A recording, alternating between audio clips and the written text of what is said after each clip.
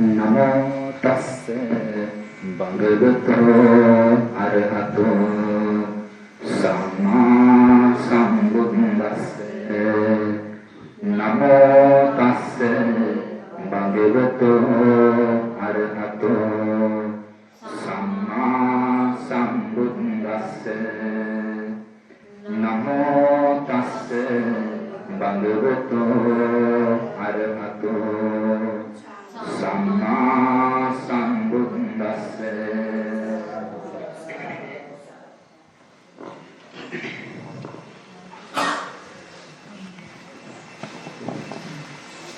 බටවැල්ල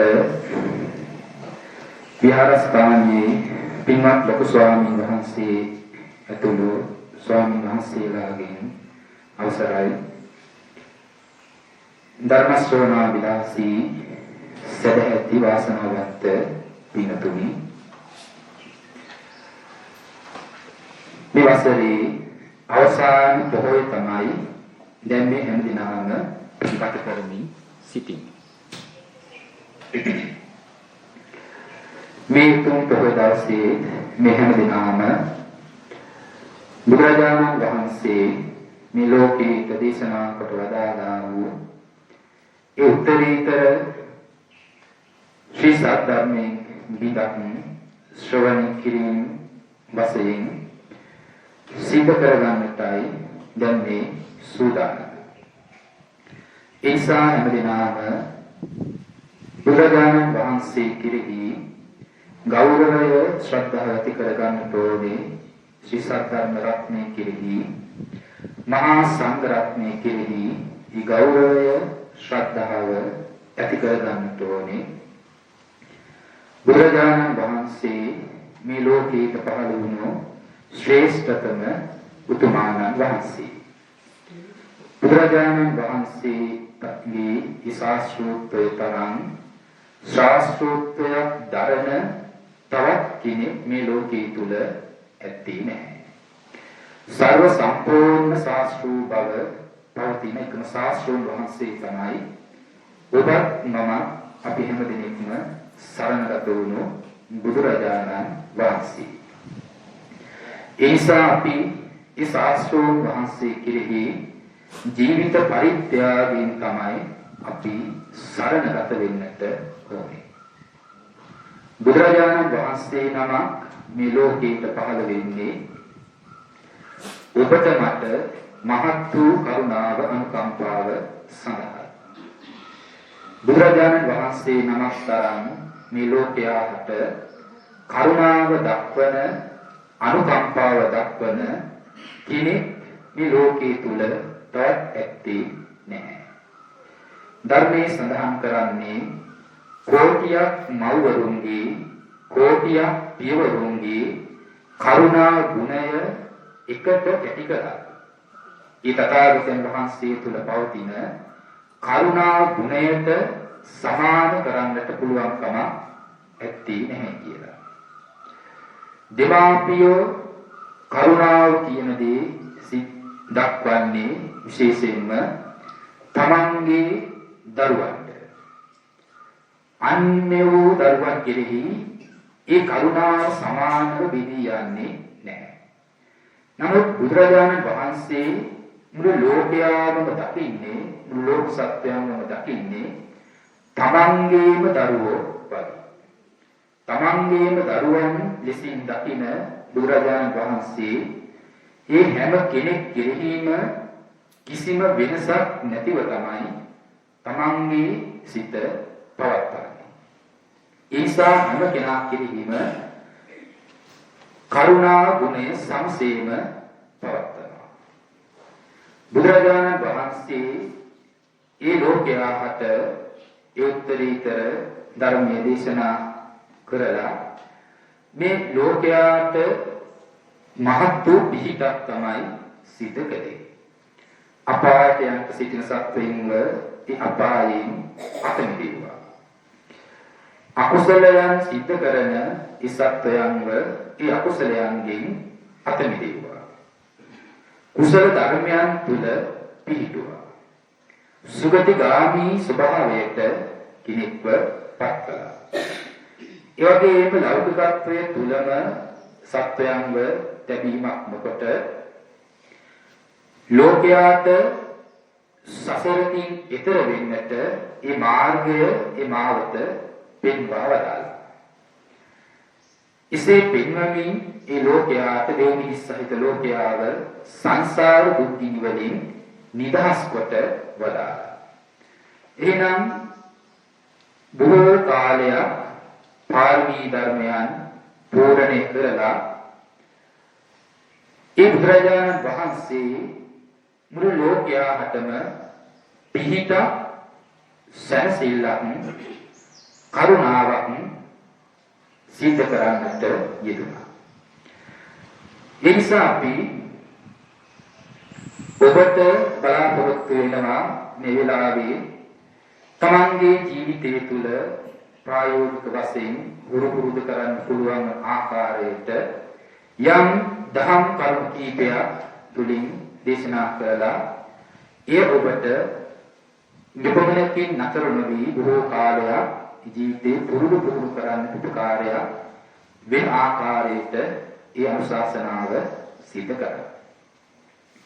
බුදුරජාණන් වහන්සේ අපට දේශනා කරන්න තිබුණා මරණ ධම්මෝහි මරණං අනතිතෝති අභින්නම් සච්ච වෙක්තබ්බා ඉත්‍යාවා පුරුෂේනවා ගහට්ටේනවා පබ්බජිතේනවා කියලා මේ ආකාරයෙන් දේශනා කරන්නට යෙදුණා. එයින් කියන්නේ කුමක්ද?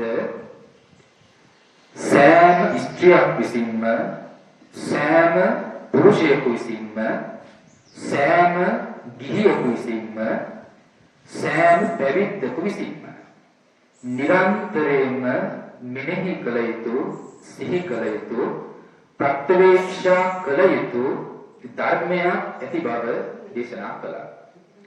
ඒ මොකද්ද? මරණ ධම්මෝහි මරණං අනතිතෝති අභින්නම් පච්චවේති තත්වා. මම මරණය ස්වභාවය කොටගෙන ඇති. මම මරණය ඉක්මවා සිටින්නා වූ කෙනෙක් නොවේ කියලා මෙසේ නිරන්තරයෙන් ප්‍රත්‍යවේක්ෂා කරන්නට සිහි කරන්නට කියන කාරණාව අනුදැන වදාළා. කුමක් නිසාද එසේ බුදුරජාණන් වහන්සේ දේශනා කොට වදාළේ? පිළිතුරේ මේ ලෝක සත්වයෝ බොහෝ සෙයින්ම ප්‍රමාදයටපත් වෙලා තමයි ජීවිත ගත කරන්නේ. ප්‍රමාදයෙන් යුක්තව ජීවිත ගත කරනවා. කෙනෙක් ජීවිතේ ප්‍රමාදයකට පත් වෙන්නට හේතු වෙන්නේ කුමක් නිසාද? ප්‍රමාදයටපත් වෙන්නට හේතු වන්නා වූ ඒ කරුණු අතරින් එක කාරණාවක් තිබෙනවා. ඒ තමයි කෙනෙක් තමන් ලැබුවා වූ ජීවිතයෙන් මත් වෙච්ච බව. තමාගේ ජීවිතයෙන් මත් වීමටපත් වුණාද ඒ කාරණාව හේතු වෙනවා එයාට ප්‍රමාදයට වැටෙන්න. කෙනෙක් ජීවිත මදයට පත් වීම නිසා එයා තුළින් සිදුවන්නේ කුමක්ද?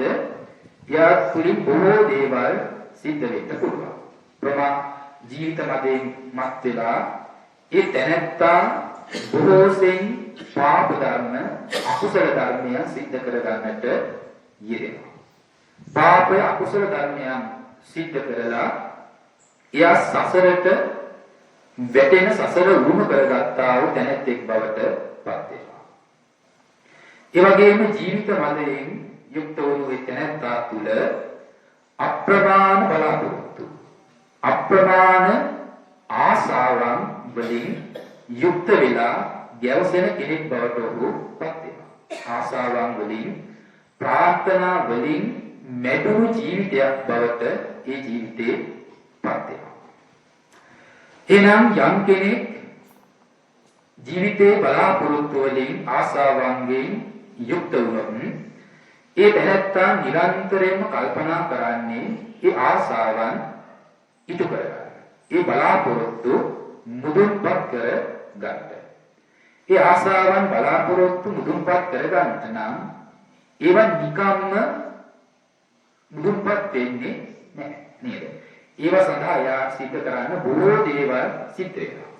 දිවාරය නොබලා අප්‍රමාණ වෙහස එයාට දරන්නට සිද්ධ නේද? එහෙනම් ඒ නිසා උදේ දවල් රාත්‍රී මේ ආදී වෙනසක් නැහැ. එයාගේ ආශාව බලාපොරොත්තු පිළිග ගැනීම සඳහාම ජීවිතේ කැප වෙලා කටයුතු කරනවා.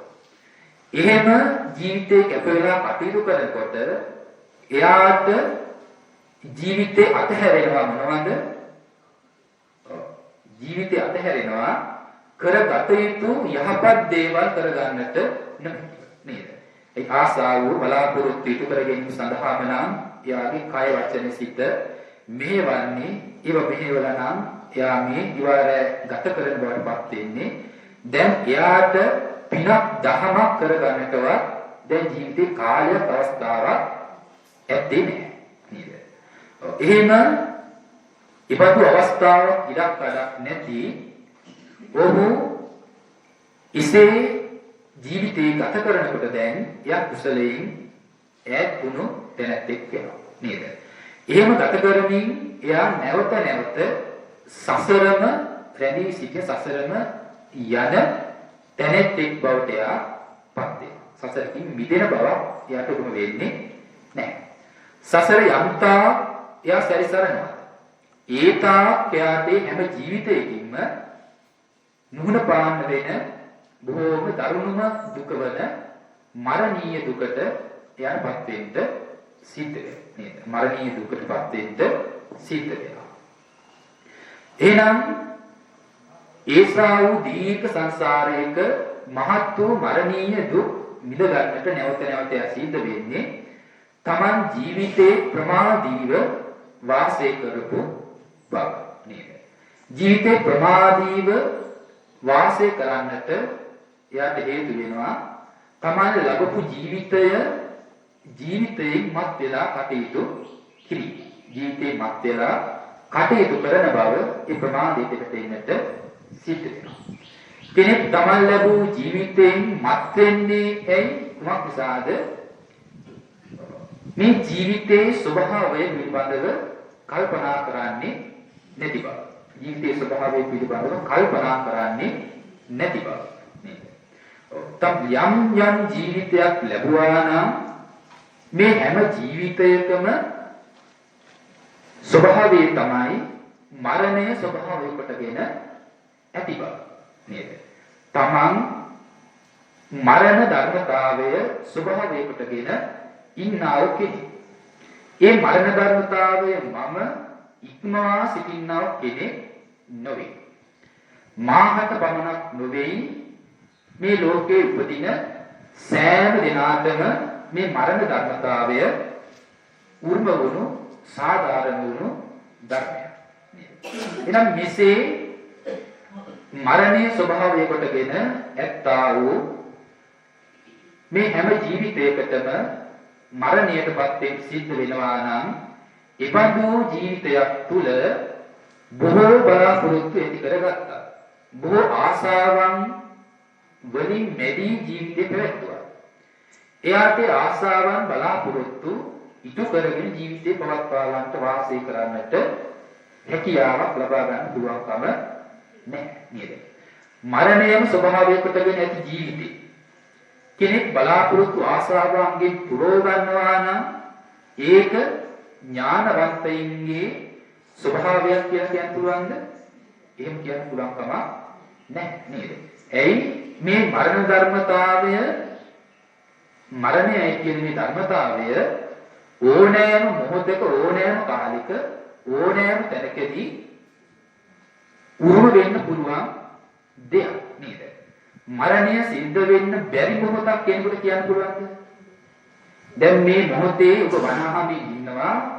මේ බණ අහමින් ඉන්න වෙලාවේ මගේ මරණය නම් වෙන්නේ නැහැ කියලා කියන්න පුළුවන්ද?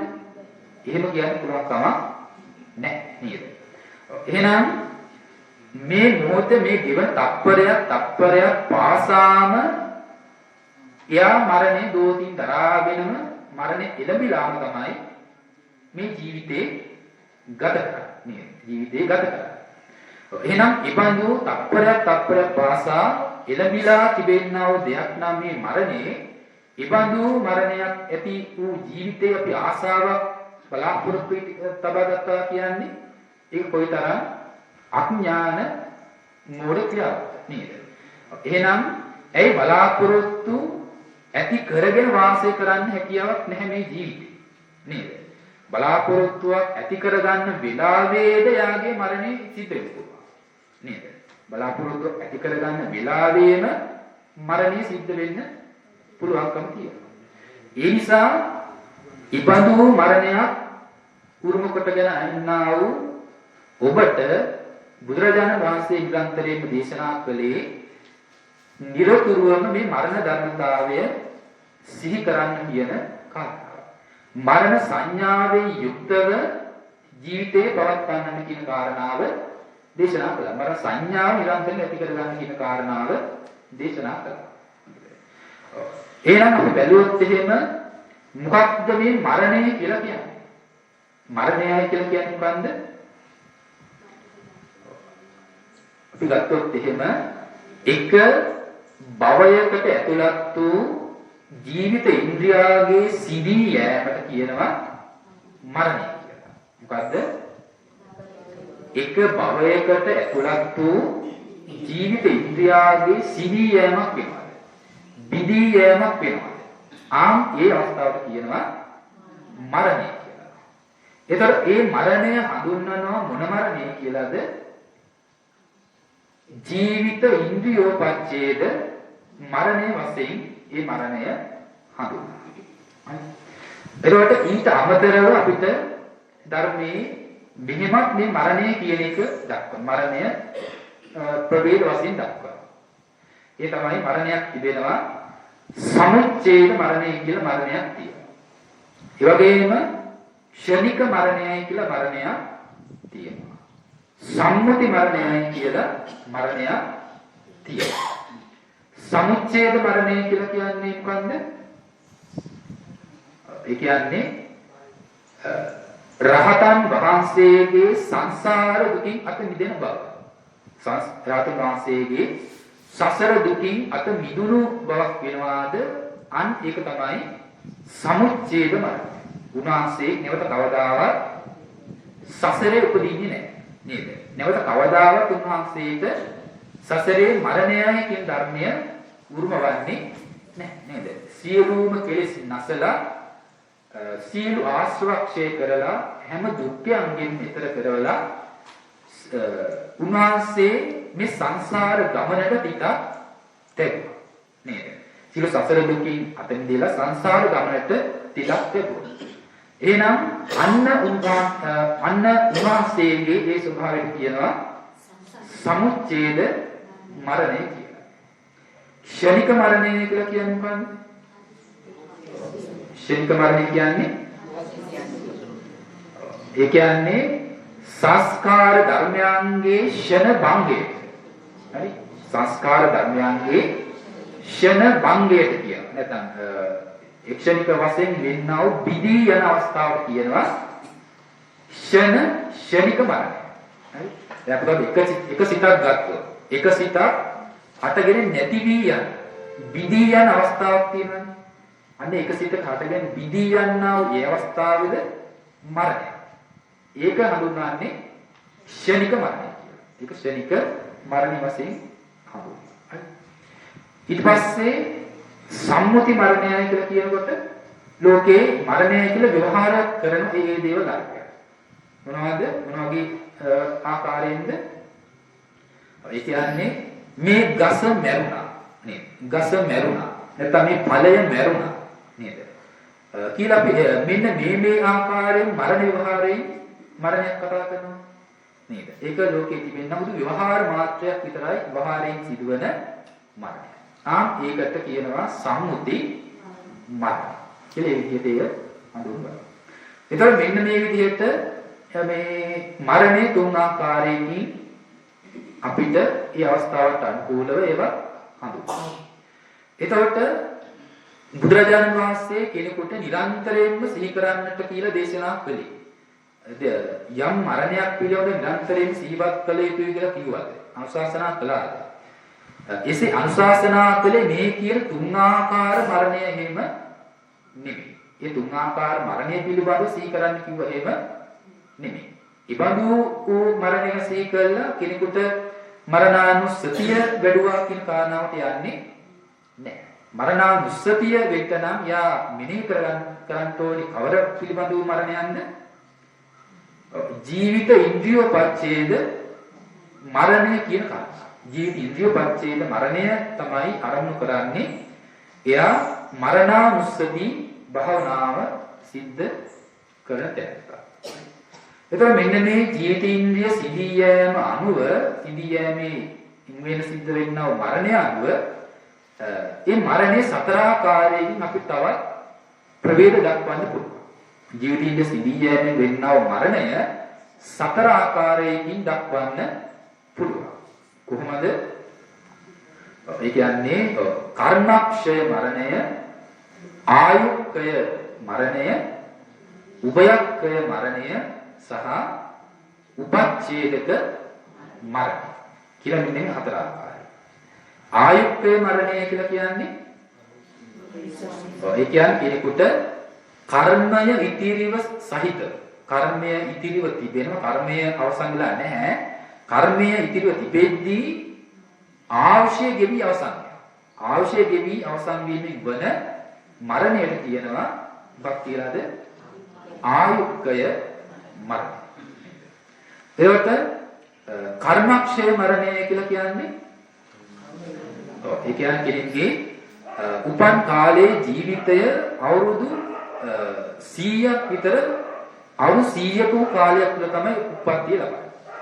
අවශ්‍ය 100 කාලයක් ජීවත් වෙන්න පුළුවන්.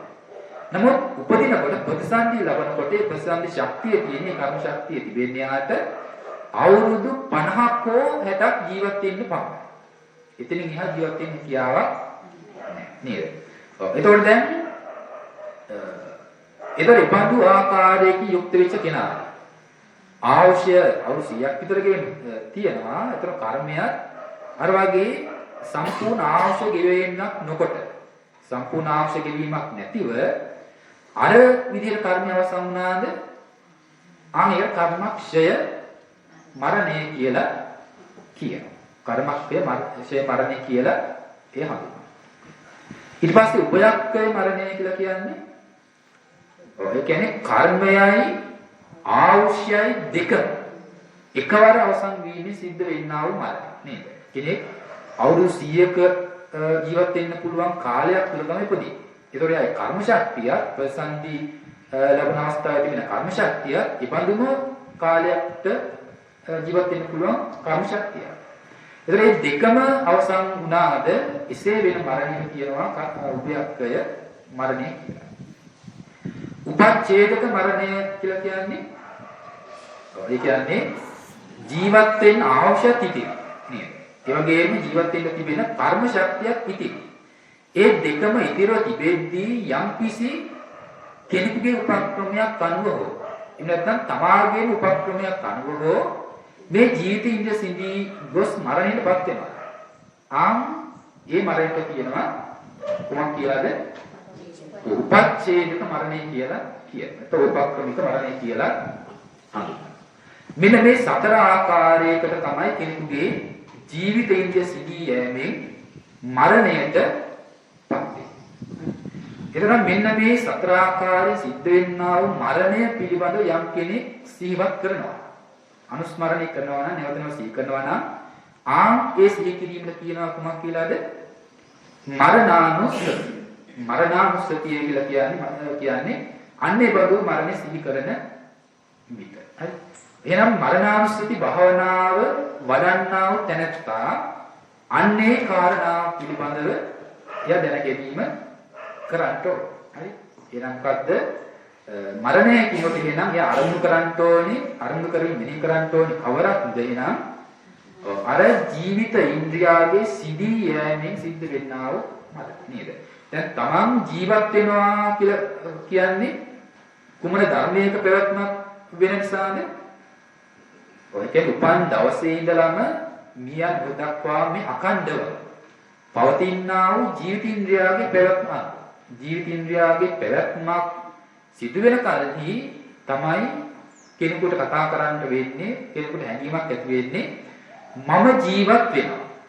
මම ජීවත් වෙනවා කියලා කතා කරන්න වෙන්නේ අනේ ධර්මයේ පැවැත්මක්. ඒතර ජීවිතින්ද්‍රයාගේ පවතිනාතා කියා ජීවත් වෙනවා කියලා කියනවා.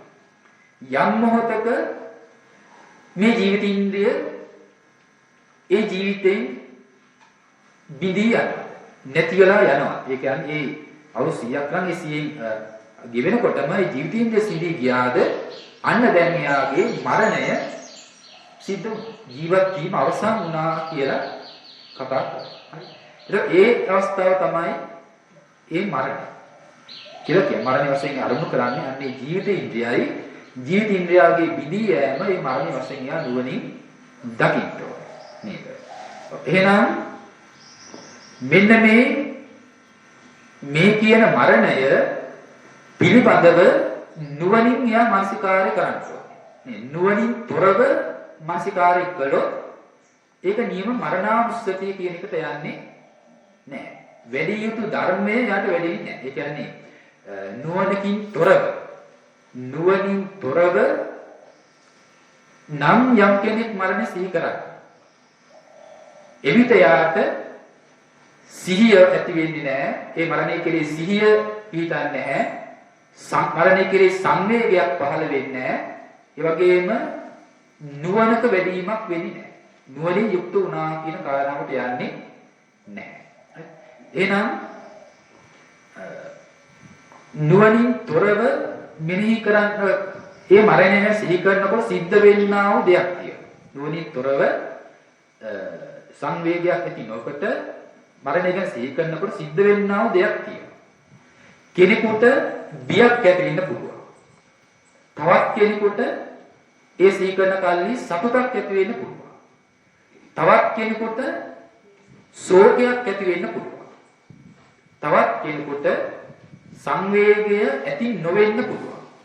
නේද?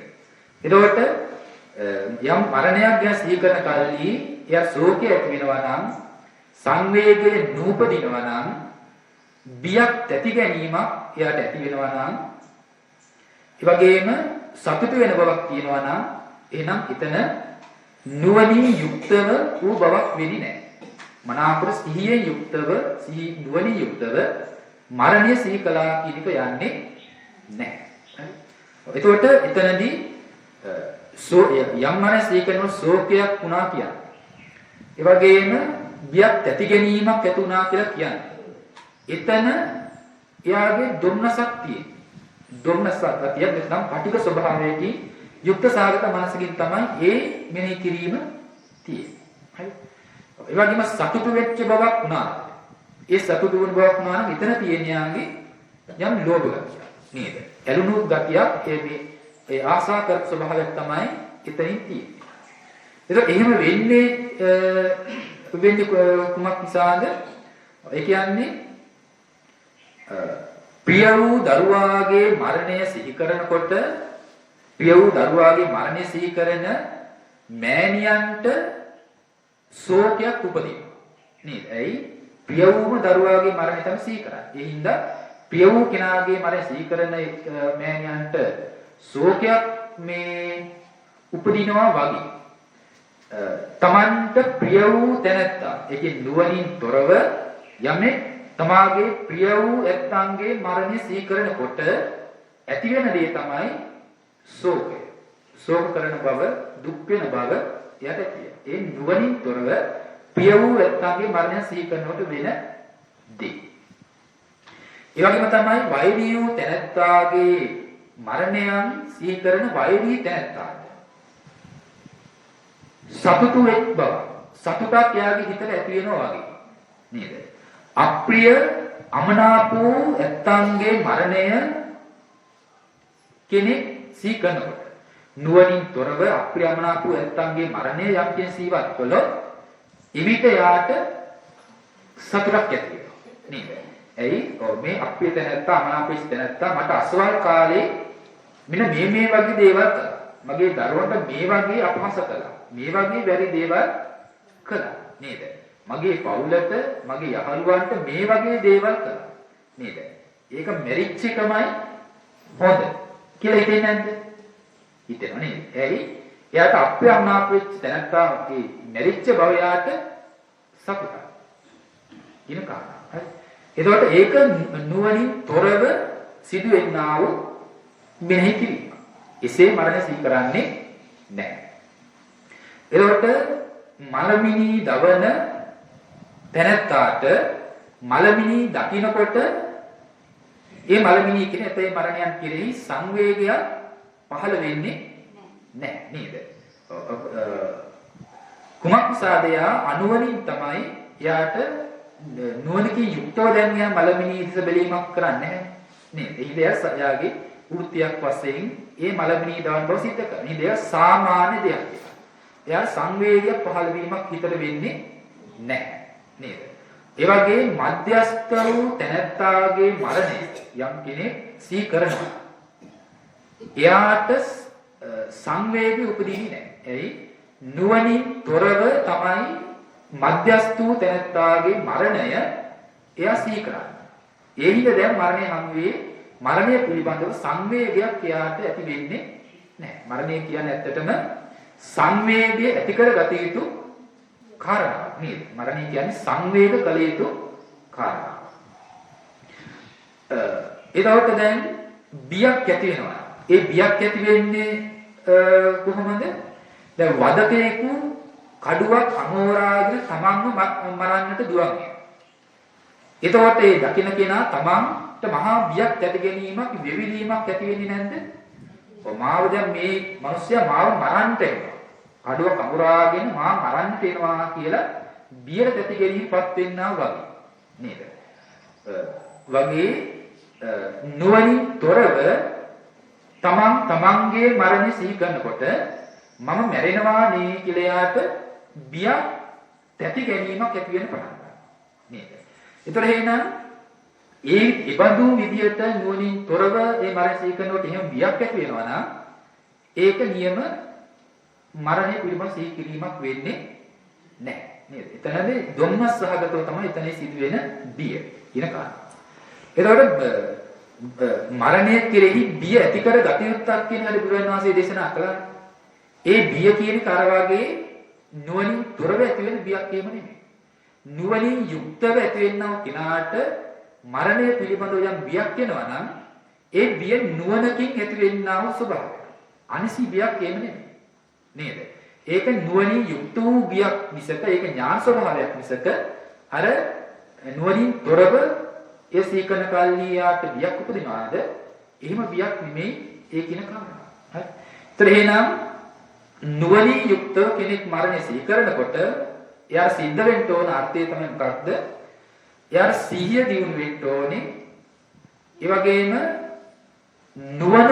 නුවණින් යුක්ත වෙන්න ඕනේ. ඒ වගේම නුවණින් යුක්ත වූ සංවේගය මරණය කෙරෙහි නුවණින් යුක්ත වූ සංවේගයක් එයාට පහළ වෙන්න ඕනේ නේද? එහෙනම් මේ සති සංවේග ඥාන කියන මෙන්න මේ ධර්මතා තුන වැඩිමක් වෙනවාද යම් ආකාරයකින් මානසිකාරය කරනකොට අන්න ඒක තමයි නුවණින් යුක්තව එයා මරණය සිහි කරනවා කියලා කියන්නේ. අන්න ඒ විදිහ තමයි ඒක මරණානුස්සතිය බවට පත් වෙන්නේ. එසේ මරණ සිහි කරන ඉබඳු එසේ ආකාරයෙන් වඩන මරණානුස්සතිය නිසා තමයි එයාගේ මේ කාමචන්දාදී මේ නීවරණ ධර්මයෝ ප්‍රහාණයටපත් වෙන්නේ. කාමචන්දාදී නීවරණ ධර්මයන් එයාගේ නැති වීමටපත් වෙන්නේ නේද? ඒ වගේම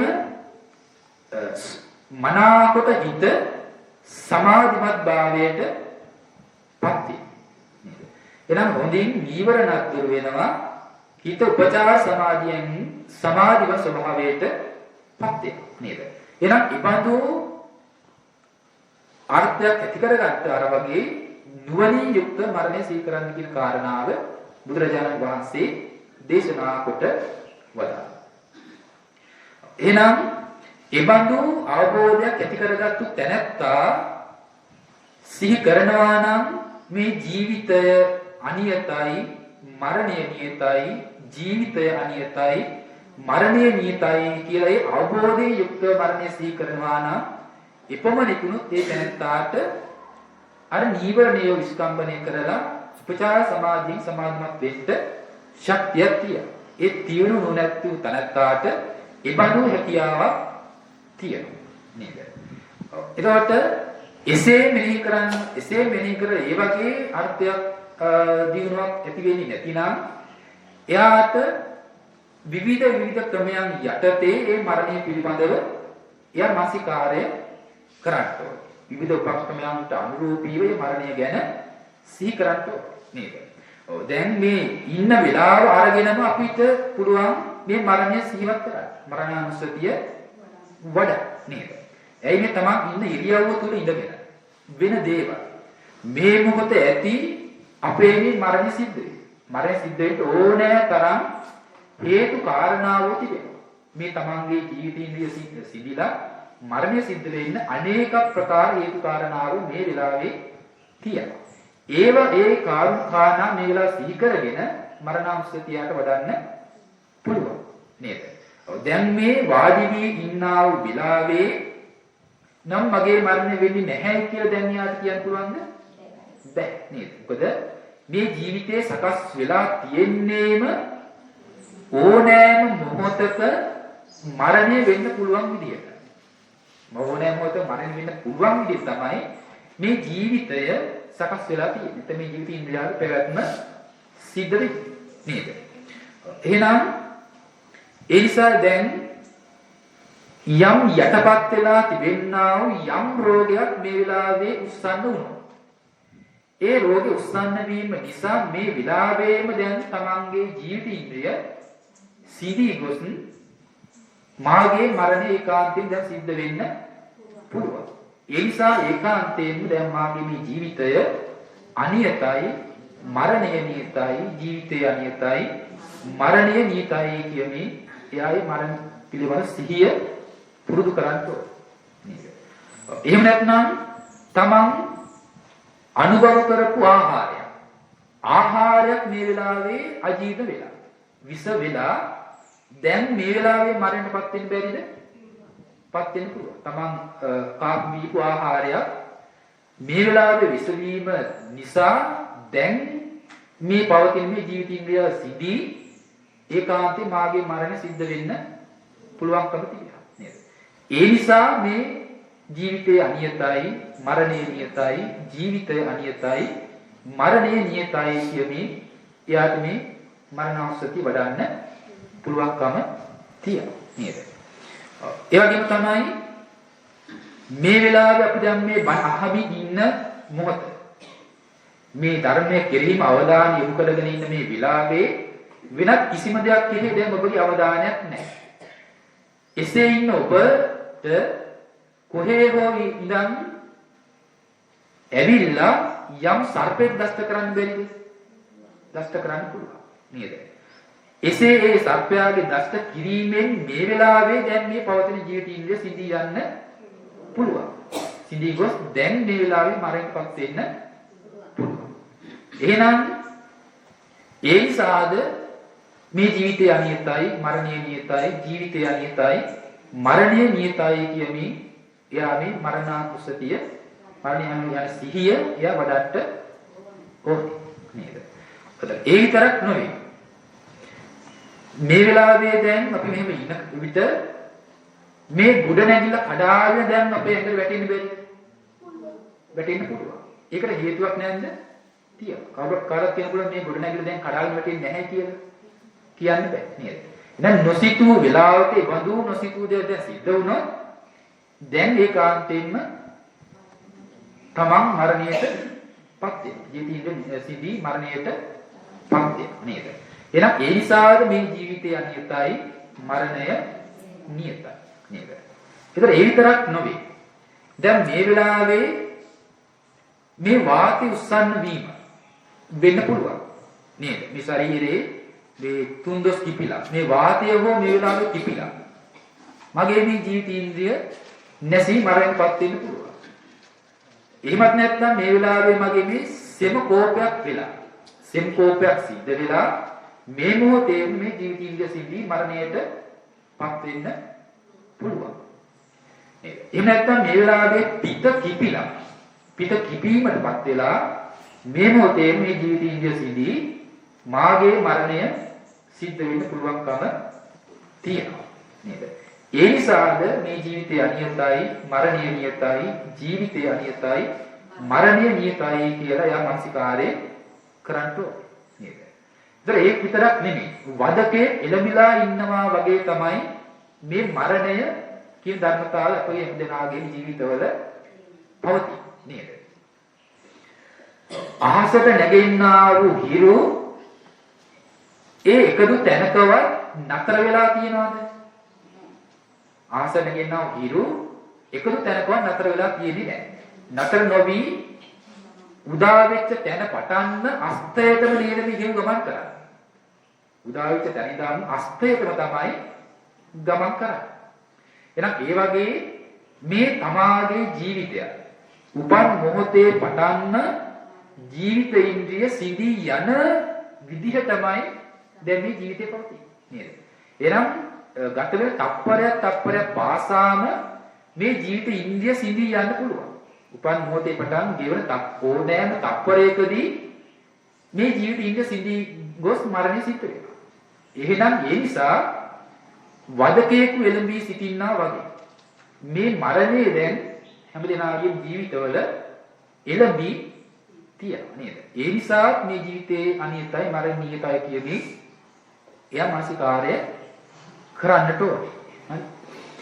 ඒ වගේම තමයි තනාද රැඳුනා වූ පිළිබිඳුව හිරු උදා වෙච්ච මොහොතේම ගිලිහි යනවා. නැති වී යනවා නේද? මේ උපන් මොහොතේම මේ මරණ ධර්මය මරණය නැමැති හිරු උදා වෙලා මේ ජීවිතීන්ද්‍රිය බිදී යන්නට නැසී යන්නට සිඳී යන්නට පුළුවන්. මේ උපන් මොහොතේම මරණය නැමැති හිරු උදා වෙන්න පුළුවන්. එවිට දැන් ඒ මරණය සිද්ධ වෙනවා. එහෙනම් ඒ නිසා මේ ජීවිතේ අනියතයි මරණය නියතයි ජීවිතය අනියතයි මරණය නියතයි කියමින් එයා මේ මරණය පිළිබඳව මානසිකාරය කරන්නට ඕනේ නේද? ඒතර ඔන්න ඔය වගේ අපි මරණය පිළිබඳව මෙනෙහි කළ යුතුයි නේද? ඒතර මේ ඇසෙහි රෝග වැළඳිලා ඒ නිසා දැන් ජීවිතින්ද සිඳිලා මැරීම වෙන්න පුළුවන් වෙයිද? වෙන්න පුළුවන් නේද? කනෙහි රෝග සෑදීමෙන්ද මේ මරණය සිද්ධ වෙන්න පුළුවන්. නාසයේ දිවේ ශරීරයේ රෝග වැළඳිලා නේද? රෝග සැදිලා මේ ජීවිත ඉන්ද්‍රියාගේ සිඳී ගොස් මරණය ඒකාන්තයෙන් වෙන්න පුළුවන්කම තියෙනවා. නේද? එහෙනම් ඒ රෝගයන්ට ආකාරයක් බඳු මේ කය නේද? ඒ රෝගයන්ගෙන් ඕනෑම රෝගයකින් මේ ජීවිතය නසා දමලා මරණයටපත් වෙන්න හැකියාව තියෙනවා. ඒ නිසා මේ ජීවිතය අනියතයි මරණය නියතයි කියමින් එයා මේ මරණය පිළිබඳව නිරන්තරයෙන් මානසිකාරය කරන්නට ඕනේ. ඒ වගේම තමයි මේ ශරීරයේ ඕනෑම දෙයක සාධාරණයි. ඕනෑම සත්‍යයකට ඕනෑම කිඹුට සාධාරණ කය නේද? 80 කුලයක පණුවන්ගෙන් ගැවසී ගත්තු දෙයක් තමයි මේ ශරීරය කියලා කියන්නේ නේද? එහෙනම් යම් ඕනෑම මොහොතක මේ පණුවන්ගේ කෝප වීමක් වෙන්න බැරිද? 80 කුලයේ පණුවන්ගේ කෝප වීමක් වෙන්න පුළුවන්. එහෙනම් එසේ ඒ පණුවන්ගේ කෝප වීමක් වුණොත් ඒ මොහොතේම දැන් මාගේ ජීවිතයේ ඉන්ද්‍රිය සිඳී යන්න පුළුවන්. මරණයටපත් වෙන්න පුළුවන්කම තියෙනවා. ඒ නිසා මේ ජීවිතය අනියතයි මරණය නියතයි ජීවිතය අනියතයි මරණය නියතයි කියමින් යාමේ මරණය පිළිබඳව මානසිකාරය කරන්නට ගුරු වෙන්න ඕනේ නේද? එහෙනම් අන්න ඒ වගේ නේද? අධික සීතල තිබුණොත් ඒ අධික සීතල හේතු කරගෙන දැන් මේ මරණය වෙන්න පුළුවන්. ඒ වගේම අධික උෂ්ණය අවස්ථාවක් වුණොත් ඒ අධික උෂ්ණයට දෙන්නේ නැතිව මේ ජීවිතේ නැසී යන්න පුළුවන්. එහෙනම් මේ සීත උෂ්ණ පිළිබඳ වූ ප්‍රවත්මක් තමයි මේ ජීවිතය කියන්නේ. ඒ නිසා මේ ජීවිතය අනියතයි, මරණය නියතයි කියමින් එයා මේ ජීවිතය මේ මරණය පිළිබඳ අනුස්මරණය සිහි කිරීම කරන්නට ඕන. හරි. එතකොට මෙන්න මේ වගේ නොයෙකුත් ක්‍රමයන් යටතේ මෙන්න මේ මරණය ගැන යා මානසිකාර්ය සිද්ධ කරන්නට ඕනේ. හරි.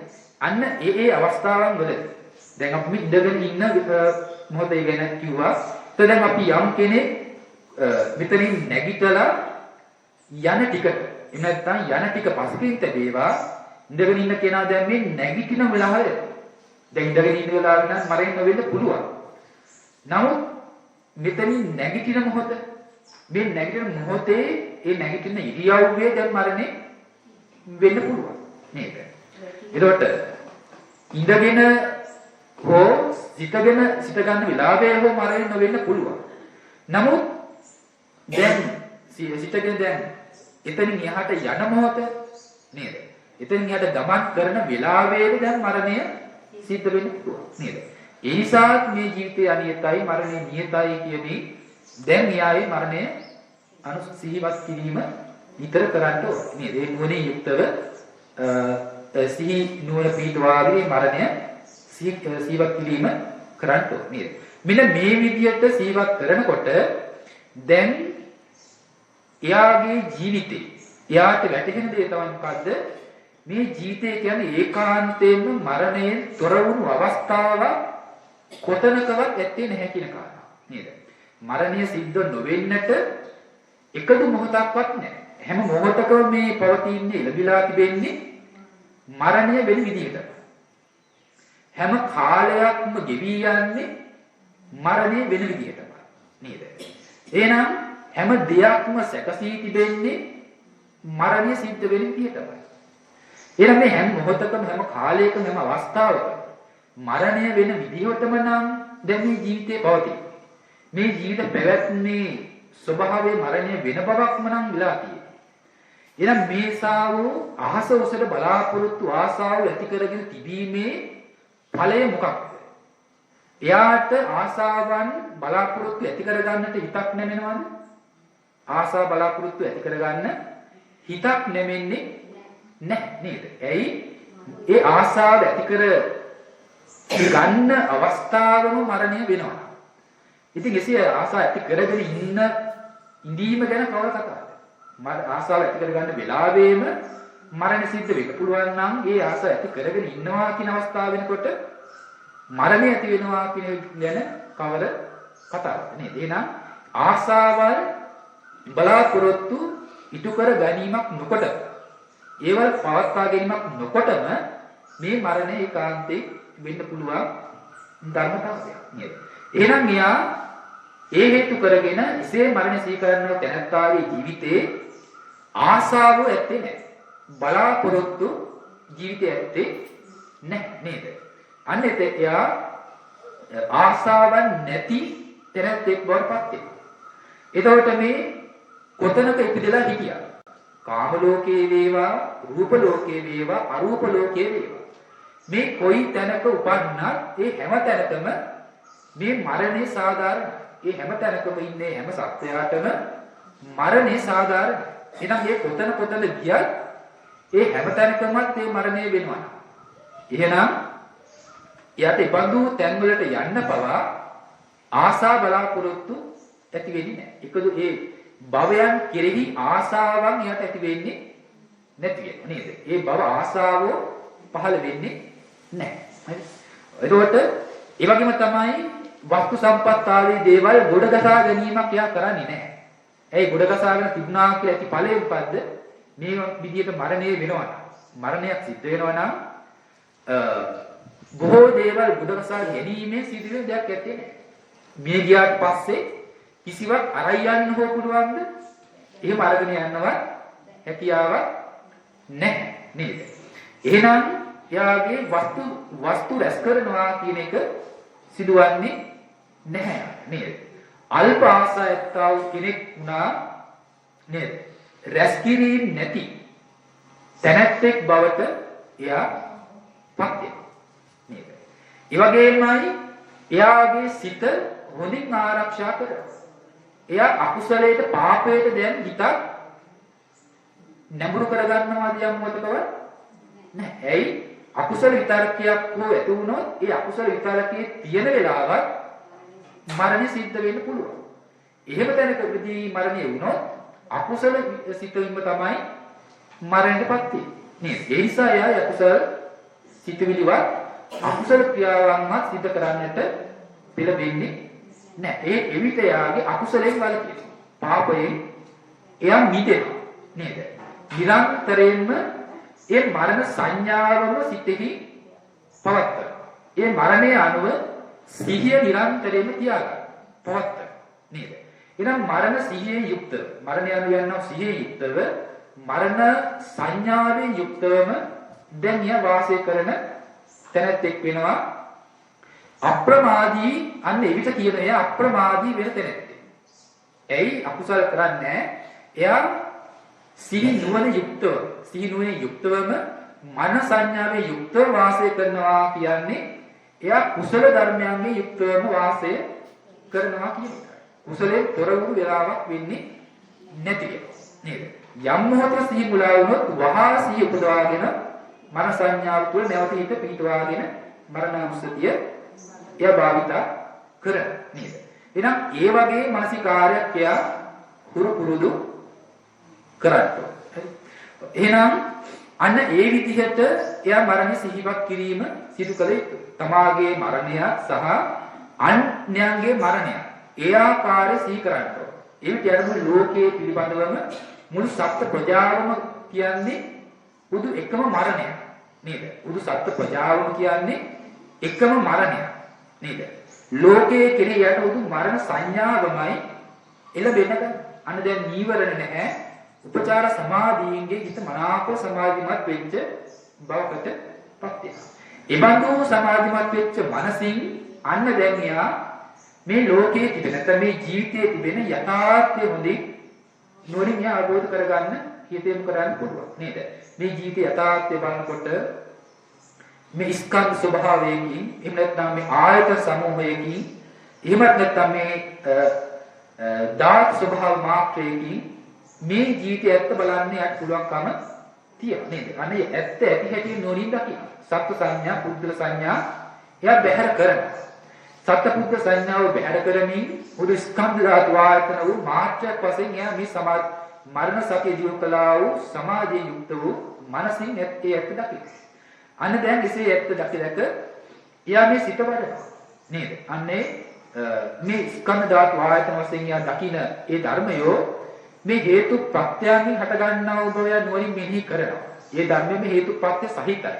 හේතු ප්‍රත්‍ය සහිත වූ හට ගන්නා වූ ධර්ම පරම්පරාව තමයි මේ ස්කන්ධ ධාතු ආයතනයෝ කියලා කියන්නේ. එනනම් මේ හේතු ප්‍රත්‍යයෙන් හට ගන්නා වූ ස්කන්ධ ආදී ධර්මයෝ හේතුන් නිසා හටගෙන ඒ හේතු ප්‍රත්‍ය නැති කල්ලි හට නොගන්නා වූ ස්වභාවය ප්‍රත්‍ය. නේද? හේතු නිසා හට ගන්නවා හටගෙන හට ගන්නා වූ තැන්වල එතනම නිරුද්ධ වෙනවා. එහෙනම් ඇතිව නැති වෙන අනිත්‍ය ස්වභාවයට යටත් වුණා වූ ධර්ම ස්වභාවය විතරයි. කියන්නේ මේ අනිත්‍ය ධර්මතාවයේ ජීවිතය තුලින් අත්දකින්න. අනිත්‍ය ස්වභාවයක් ඒ වගේම ඒ අනිත්‍ය ලක්ෂණයන්ගේ යුක්ත වූ පැවැත්ම බුදු දුක්ඛ ස්වභාවයක් දුක්ඛ ලක්ෂණයක් වශයෙන් ආબોධ කරනවා. ඒ වගේම ඒ අනිත්‍ය දුක්ඛ ස්වභාවය ඇත්ත ඒ ස්වභාවයේ ඇති අනාත්ම ස්වභාවය නේද? අනාත්මීය ස්වභාවය අනුවණින් මනාපර දකින්නවා. මෙසේ මේ අනිත්‍ය ආදී ත්‍රිලක්ෂණය හොඳින් අවබෝධ කරගෙන මේ ස්කන්ධ නිරෝධයට නැත්නම් ස්කන්ධ ආයතන ධාතු කියන මේවායේ නිරෝධයට පත් කරලා ඒ ලෝතුරු නිවනින් සැනසෙන තැනත් එක් බවට පත් වෙනවා. මෙසේ යාට මේ මරණය පිළිබඳ සිහි කරලා මරණානුස්සතිය මුල් කරගෙන එයාට ඇත්ත ඇති හැටි බල යථාර්ථය අවබෝධ කරගෙන ඒ උතුම් නිවනින් සැනසෙන්නට හැකියාව ශක්තිය තිබෙනවා. ඒ නිසා හැමදෙනාම උත්සාහවන්ත වෙන්න ඕන නිරන්තරයෙන්ම ඒ මරණය පිළිබඳ සිහි කරමින් ඒ මරණානුස්සතිය නිරන්තරයෙන්ම වඩන්න. එහෙනම් ඒ මරණය තමන් නිරන්තරයෙන් ප්‍රත්‍යක්ෂ කරන්න ඕන හැම ඉරියව්වකම හැම පැවැත්මකම හැම මොහොතකම සිහි කර ඒ මරණ සංඥාව සිත තුළ ඇති කරගෙන මරණය අනු යන්නා සිහිය හොනින් දියුණු වෙන්නට මේ කුසල ධර්මයක් මේ උතුම් අනුශාසනාව දේශනාවක් මේ හැම දිනාටම උපකාර වේවා කියලා හැම දිනම සාදු කියලා